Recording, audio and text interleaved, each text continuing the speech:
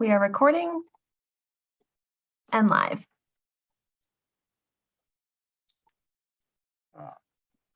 Welcome to the Community Preservation Committee. We're opening our meeting at 7 p.m.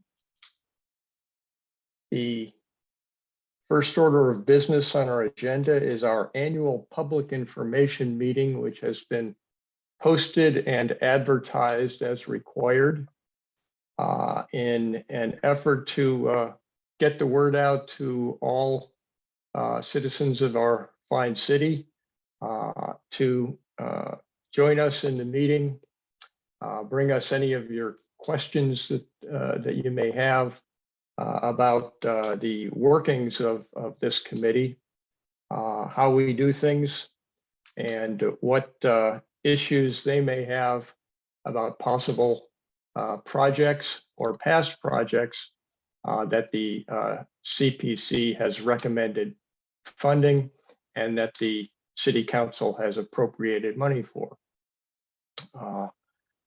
Each year, a surcharge on our citizens' property taxes creates a local community preservation fund. And based upon having adopted the Community Preservation Act in our city and collecting those local funds, we are eligible to share in state funds. The trust fund of which receives money each time documents are recorded at registries of deeds throughout the state. That trust fund is then annually distributed to participating communities in an effort to encourage local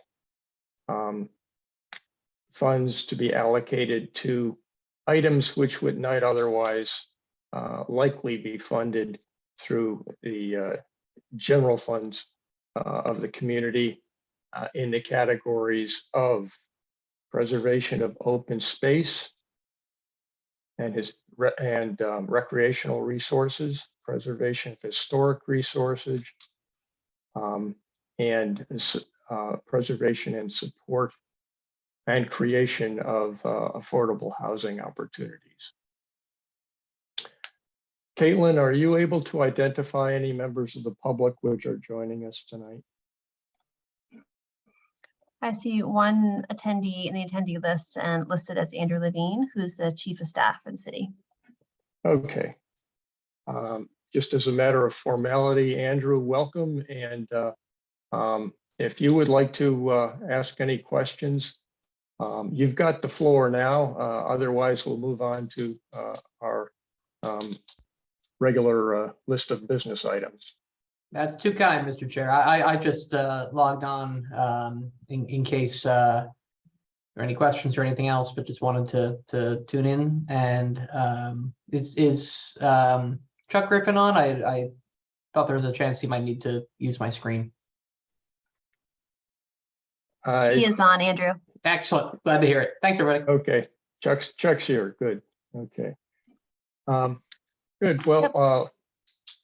Thanks, Andrew. For the business meeting, you may want to take a roll call attendance check. Okay. Yeah, let's do that. Thank you. I always forget about that because I can see your faces, which is nice now, by the way, even though we aren't face to face.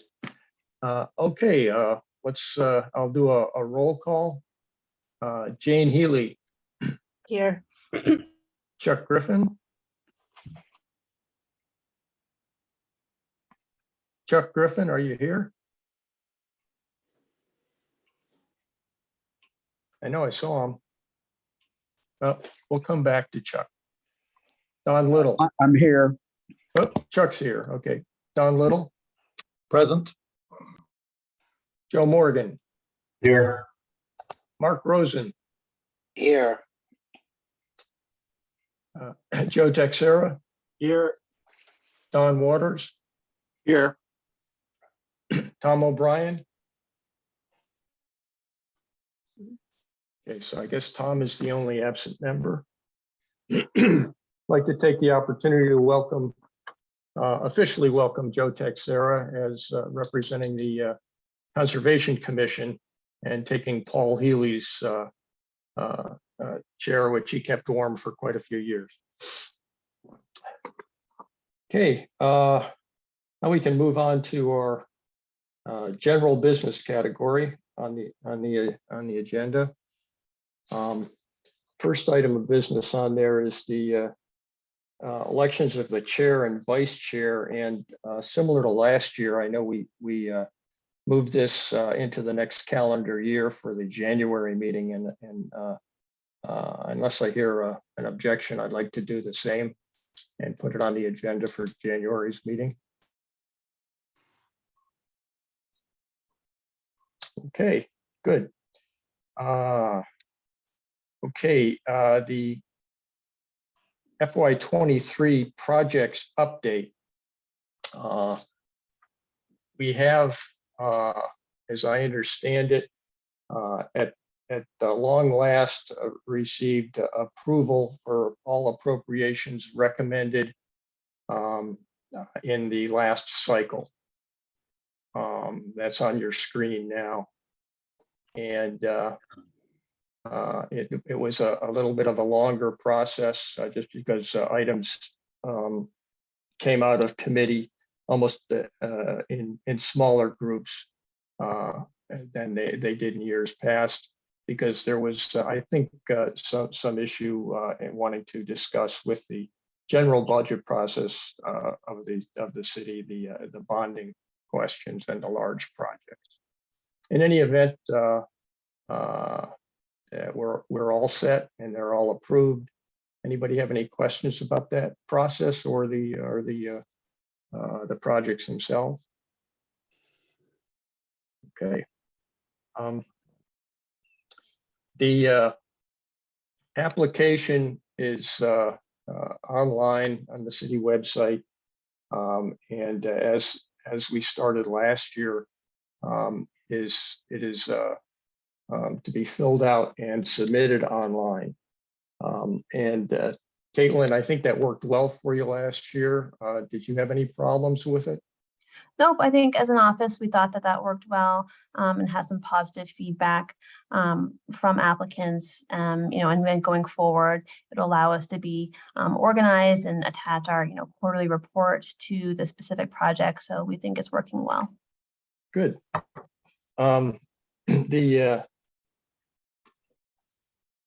You noted from our notice that for this meeting and the notices that have been published that the deadline for applications has been advanced from mid-February to mid-December. That is not advanced, but made sooner. The reason for that is we were often creating kind of a log jam for city council with our typical cycle, formerly typical cycle, in that they often wouldn't get our recommendations until May or June, and that was in the middle of their budget discussions, and then in trying to get the city council review and approval process completed before the end of the fiscal year was getting more and more difficult. So the request was made if we could advance the date of the due date and also advance our schedule of review and deliberations. So we decided that it would be certainly worth a try to see if we could give city council more time with our recommendations. So December 16th, 2022 is the application due date. We'll have a January meeting to look at what we have on the docket and schedule the review meetings for 2 meetings in February, and then do our deliberations and make our recommendations in March. Hopefully by the end of March, we can have it in city council's hands. Any questions about that? Okay, good. We have you have in this package of materials for the meeting the draft budget numbers, which I was pleasantly surprised to see the overage of the $226,000 from last year, which was a bit of a serendipity, getting more money than we thought from the state. Hope that happens again this year, although the jury is still out on whether the surplus monies will be applied to the state trust fund and therefore increase what we get in matching monies from the state. As it stands, we're draft budget is working on the 35% coming from the state in this next cycle, which is currently the number that is being recommended to use for planning purposes. You'll also see on the draft budget that there are two estimates here for debt service on bonds that haven't gone out on the street yet. That's the large ones from last year, Market Landing Park and the Bartlett Mall. But those are those debt service numbers are very close to the numbers we were working with when we recommended the bonds. And depending on when they actually go out on the street and payments are starting to be made, that number for this next cycle may be a little less, depending upon how the payments are and how the interest is accrued on the debt once it's out on the street. Any questions about the budget? Mike, this is Don. Yeah, Don. Just following up on that, and I don't know if Caitlin or anyone else has an approximation, but to that point, it seems to me that that number for the two major bonds that we were going to do, I'd be interested to, not necessarily tonight, to find out what was this based on the interest rate. Then also, if one would go out to the bonds today, what would that interest rate be? And perhaps, and then even do a sensitivity study with maybe 75 to 100 or 1% basis points or 1% extra, because we've seen this in home mortgages, and I can appreciate that the municipal bond market is slightly different, but nonetheless, you know, as an example of those two items that are over $500,000 went up by 25-30%. We should just, I think, have an idea where we could be, just, you know, when we start deliberations in January and February. I think that's a good point, Don. We'll, I think for January, we'll have Ethan work on the status of these bonds getting out on the street and what they're anticipating for interest rates at that time, and that'll give us, I think, a better idea of the range of numbers we have to work with. And the third question would be actually when that funding is going to, when the payments are going to start. So, so yeah, we'll get that information on the agenda for January. Thanks. Okay. Any other questions about the budget? Good. Okay.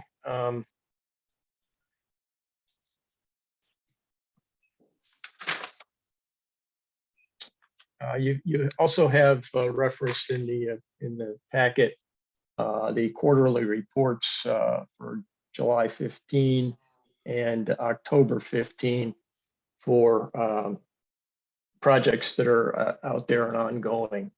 So anybody have any questions about any of that information? Yep, Mike, this is Don Walters again. I think Yeah, this is the last of my questions for the meeting. But, and perhaps this is yourself or Chuck may be able to answer this. Understanding there's been some reorganization in the Parks Department, I'm just curious, and I did read the brief quarterly reports presented by the Parks Department, but I was just wondering, is everything else expected to be on track as a result of, again, recent reorganizations? I have no current information on that. Chuck, do you have anything? We're going through a process now, starting with 2 meetings in early November for the Parks Commissioners to give their views about it, and it'll be open to everyone, and we're trying to make it a broad reach. And so that's all up in the air, but I don't think it affects these dollar amounts unless there may be more money available. If you look at what the administration is saying, there's over $100,000 more money available for parks if the new Parks Department ideas changing is accepted by the city. I don't think there's a negative that comes out of it, to my knowledge. Mm-hmm. Yeah, I think the as a practical and logistical matter for us and the outstanding recreation projects would be project management and point of contact for our communication with who's ever managing those projects. Yes, and what I meant to say, I don't think there's a negative. I mean, just on the financial side, I agree Okay. with you. It's about who we're going to deal with would be the Right. issue. Right. It's possible that we'll have more than one point of contact depending upon the project. And we'll see what comes out of your meeting. Yep, Chair, this is Caitlin. Andrew Levine has his hand up. Okay, go for it, Andrew. Great, thanks, Mr. Chair. I would just say that in most cases, the project manager hasn't changed, at least for the most 2 recent projects. For Bartlett Mile, that'll still be Kim Turner. For Market Landing Park, it's still Andy Port. And then in any cases where there would be a change in project manager, we're happy to talk through that and make sure that we get in touch with the right contact person. But overall, we're confident in the ability to still staff these projects and keep them moving forward. Good, excellent. Thank you, Andrew. This is Don Little. I had a comment on one of the reports. Yeah, Don. Let's see, it was in the October packet for the Atwood Park lighting. The update was that it was completed under budget. They requested 33,000 and they're returning 17,800. I just thought that should be recognized. We don't expect applicants to expend less than they ask for, but when they do, I think we should compliment them. Certainly should, and that's great. And that is, Caitlin, I'm correct that is not yet reflected in our available funds. Is that right? That's correct. So the next time we meet, there'll be a further revised budget, including those funds coming back to the CPC for Atwood Park lighting project, and then also the Java Park improvement project came in under budget. So that will also be about 12,481 also coming back to the CPC in the undesignated fund category. Excellent. Okay. Good. Any other questions or comments about the quarterly reports? Okay.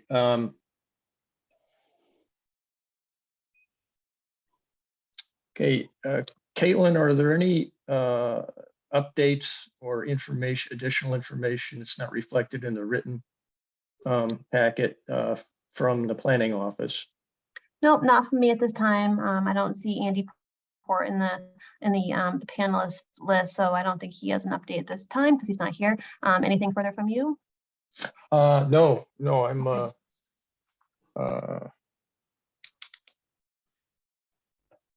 I guess I do have one issue that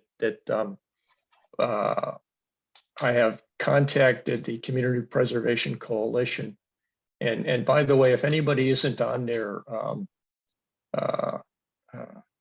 newsletter or email distribution list, it's a good idea to be on it because you get their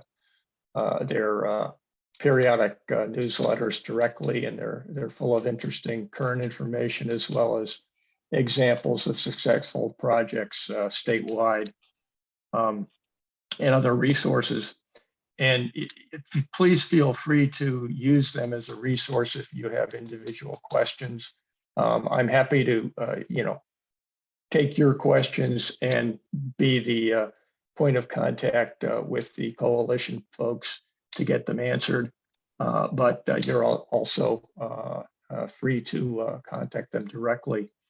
The one issue that I wanted to clarify, because Jane and I had raised the question, wanted to confirm our understanding, and started doing some research in the statute and in our local ordinance, and it wasn't easily tied down, and that is what exactly can happen to a recommendation once it goes to the legislative body, which means city council. And we've been working with the understanding, which is correct, that basically 4 things can happen. First of all, the legislative body's authority is as to responding to our recommendations. So they cannot appropriate any of our community preservation funds without first having a recommendation for spending those funds from the committee. When they get that recommendation, they can approve it, they can deny it, they can reduce it, and they can deny it but direct that it be placed in the reserve for the category that the rejected project was allocated to. You don't see that 4th one very often, but that's buried in the statute as well. So then comes the question of we often place conditions. We have standard conditions and then sometimes project-specific conditions on our recommendations. On occasion, it has come up where the city council wants to approve it with imposing their own conditions. And it's a little bit of a gray area, but I think their general discretion in their power to appropriate allows for some consideration of additional conditions, but the bottom line would be that they cannot materially change our recommendations in terms of conditions. So that's the menu that they have to work with and that we should expect. That's been confirmed through asking the folks, the gurus down at the coalition. Okay. Any questions about that? Good.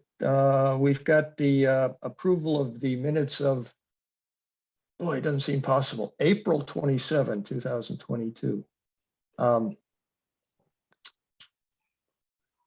Do I have a motion to approve? I'll make the motion to approve the minutes of April 22nd, 22. Okay, that was from Chuck. Yes. And a second? It's Mark. I'll second it. Okay, Mark seconds it. Any discussion?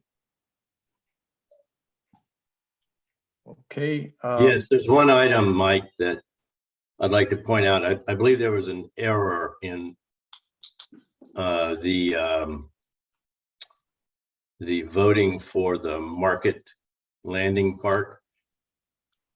I think it's indicated as being unanimous, Right, and I voted no on that motion. okay. Hi, can you hear me? This is Rachel. Hello, Rachel. Yes. Hi, I was questioning that as well. It sounded like you said no, but I couldn't make it out through the recording. So I'll fix that. I do apologize, but that Thank you, was the not a question I problem.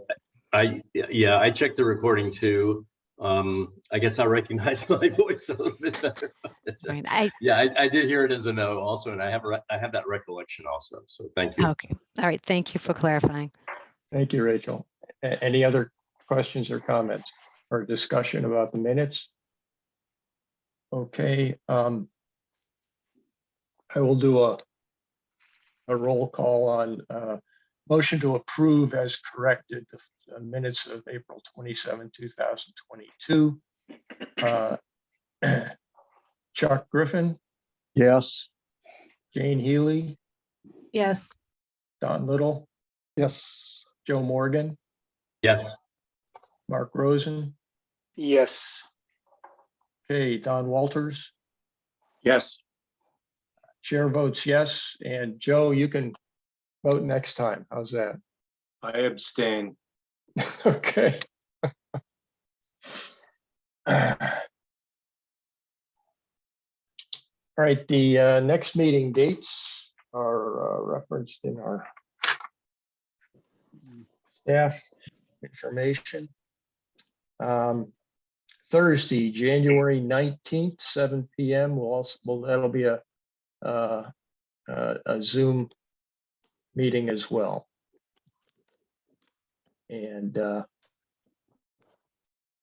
the process for receiving your applications or reviewing them is that Caitlin will just give us all a notice that we have applications and provide a list, and that'll be after December 18, once they're in and counted and collated and what have you. Is that correct, Caitlin? Yes, that's right. Thank you. Okay, good. Does anybody have any other business? Excellent. Well, this might be a record. 7:27 p.m. Okay. Joe, how's a Concom doing with getting less than a half hour meetings? Pretty much never. We came closest last time, but no, never. Yeah, okay, good. Well, hearing no further business, I'll thank you all for attending and see you all in January. Have a nice holidays. Okay. You too. thank you, Mr. Chair. likewise. Thank you. Good night. Good We're night. adjourned. Good night. Good night. Good night.